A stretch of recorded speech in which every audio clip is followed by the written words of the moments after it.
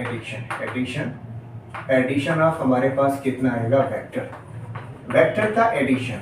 Vector को addition करने से क्या प्राप्त होता है, तो हमें रिजल्टेंट प्राप्त होता है। तो जब कभी भी ये कहा जाए कि फाइंड द रिजल्टेंट, तो रिजल्टेंट का मतलब होता है वेक्टर को जोड़े, और रिजल्टेंट का मीनिंग भी क्या होता है कि रिजल्ट ऑफ ए फैक्ट, कि हमारे पास कोई बॉडी है, उस बॉडी पे कई सारे वेक्टर क्वांटिटी काम कर रहा है, तो सारे वेक्टर क्वांटिटी का रिजल्ट क्या होगा, रिजल्ट ऑफ इफेक्ट क्या होगा, वही हमारा रिजल्टेंट कहलाता है। That's right, addition of vector. तो उस रिजल्टेंट को निकालने का हमारे पास कई सारा तरीका है, वो एडिशन मेथड से निकालते हैं हम लोग। पहला मेथड है हमारे पास triangle law of addition, triangle law of addition, law of addition, that's right. दूसरा हमारे पास मेथड है पैरेललोग्राम लॉ ऑफ एडिशन। तो अगला हमारे पास क्या है,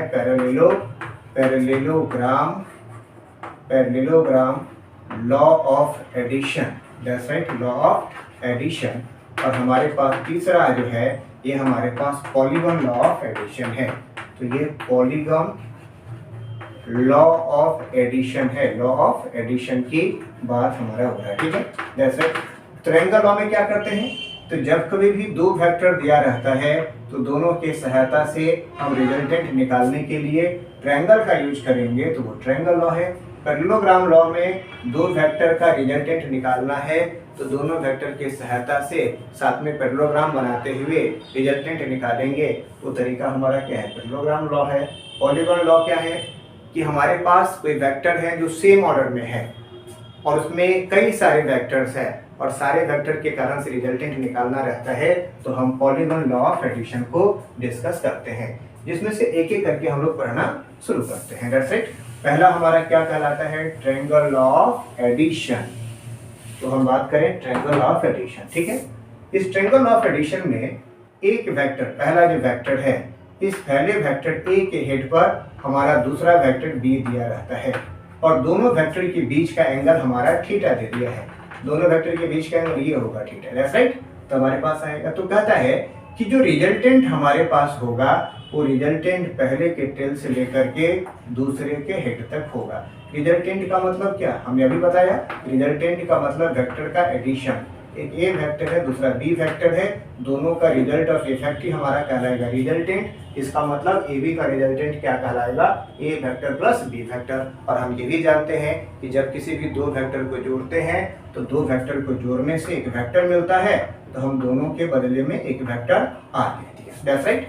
तो हम यहाँ से कह सकते हैं कि आर हमारा रिजल्टेंट है किसका, ए एंड बी का, ए एंड बी का। आप ये भी कह सकते हैं कि ए प्लस बी रिजल्टेंट है किसका, ए एंड बी का रिजल्टेंट है। जब इसको आप डेरिवेशन करते हैं, तो डेरिवेशन करने के बाद हमें जो फॉर्मूला आता है कि आर स्क्वायर बराबर, मैग्नीट्यूड फॉर्म है, ये हमारा वेक्टर फॉर्म है, ये मैग्नीट्यूड में जो हमारा फॉर्मूला आता है आर स्क्वायर बराबर A square plus B square plus 2ab cos theta, that's right.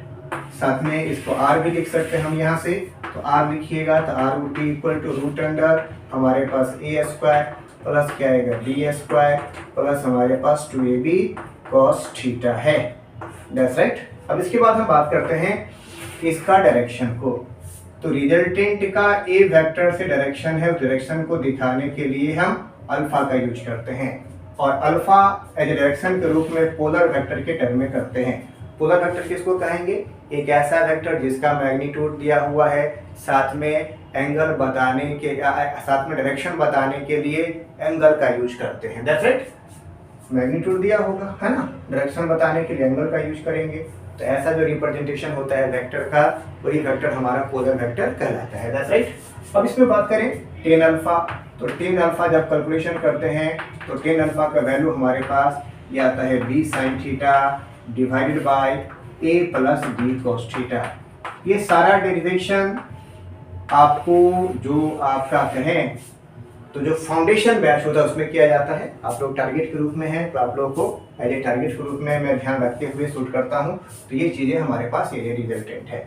इसमें ये दोनों फार्मूला बहुत बहुत इंपॉर्टेंट है। आप दोनों में इसको ये याद कर लीजिए या ये याद कर लीजिए, वेरी वेरी इंपॉर्टेंट है। इसके साथ साथ आपको 4 केसेस भी ध्यान रखना चाहिए। चलिए 4 केसेस को हम पढ़ते हैं पैरेललोग्राम लॉ में।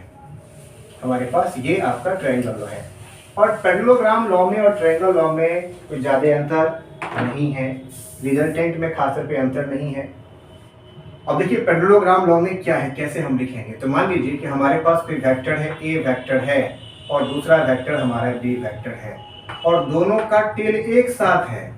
ट्रायंगल में क्या था, ये पहले के हेड पर दूसरे का टेल था, ए वेक्टर, और ये क्या था, बी वेक्टर था। लेकिन पैरेललोग्राम लॉ में दोनों वेक्टर का टेल हमारे पास एक साथ ही है। दोनों के सहायता से बनाएंगे पैरेललोग्राम, और इसका जो डायगोनल होगा, नहीं बना, बढ़िया से बनाइए। जो पैरेललोग्राम, मान लीजिए कि पैरेललोग्राम है और हमारा यहाँ जो इसका डायगोनल आएगा, ये डायगोनल हमारा आर विल बी रिजल्टेंट का मतलब समझते ही हैं, दो वेक्टर का जो ए और बी दोनों वेक्टर का जो रिजल्ट होगा, रिजल्ट ऑफ इफेक्ट होगा, वही हमारा क्या कहलाएगा, रिजल्टेंट कहलाएगा। दोनों वेक्टर के बीच का एंगल थीटा है और ए का और रिजल्टेंट के बीच का एंगल अल्फा है। तो जो फार्मूला आप ट्रायंगल लॉ में पढ़े थे वही फार्मूला हमारे पास यहाँ भी है। यहाँ भी फार्मूला लिखेंगे तो हमारे पास R square would be equal to ये ए स्क्वायर प्लस क्या आएगा, बी स्क्वायर प्लस क्या लिखेंगे, 2ab cos theta, that's right. दूसरा हमारे पास आएगा क्या, इसी में r को लिखेंगे तो r would be equal to root under, हमारे पास वैल्यू क्या आएगा, A square plus B square plus हमारे पास 2ab cos थीटा आएगा रिजल्ट, दैट्स राइट। अब अगला हम बात करें, टेन अल्फा वही होगा, जो टेन अल्फा वहाँ है वही टेन अल्फा इसमें भी होता है। तो रिजल्ट हमारे पास दोनों में सेम ही आता है। जो फार्मूला हमारा ट्रायंगल लॉ में आता है वही फार्मूला हमारे पास पैरेललोग्राम लॉ में आता है। हम लोग अधिकांश क्वेश्चन को पैरेललोग्राम लॉ ऑफ मेथड से ही बनाते हैं। ट्रायंगल लॉ से बहुत कम या रेयर केस ही हम लोग क्वेश्चन को डिस्कस करते हैं, दैट्स इट। लेकिन बनाने के लिए हम लोग दोनों तरीका से बना सकते हैं, ट्रायंगल लॉ से भी बना सकते हैं और पैरेललोग्राम लॉ से भी बना सकते हैं।